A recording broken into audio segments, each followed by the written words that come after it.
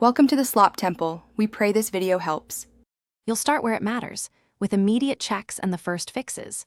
Make sure power is stable and the NIC cable or Wi-Fi switch is set.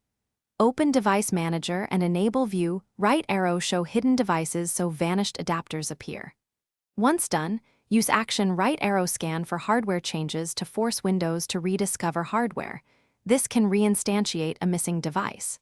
If you see a grayed or yellow icon, don't panic. Those are diagnostic clues you'll act on next. Now you'll repair the software layer that controls the NIC. If an adapter appears, right-click and choose Uninstall Device. If drivers look corrupted, check Delete Driver Software for this device, then reboot so Windows will re-add a clean copy. You can also run pnputl to add or remove specific inf drivers. Alternatively, use Update Driver, right arrow browse My PC right arrow, let Windows search to reinstall. Make sure chipset and USB drivers are current and run Windows Update to fetch firmwareable NIC drivers. Finish by clearing network state and validating hardware health. Use Network Reset in settings to restore TCP/IP, then restart. This repairs service level issues.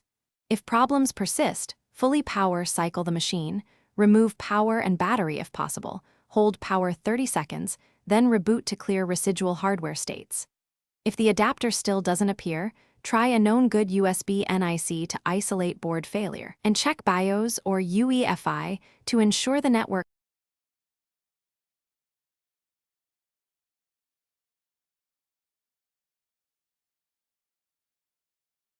Thanks for watching. Consider subscribing if we helped you.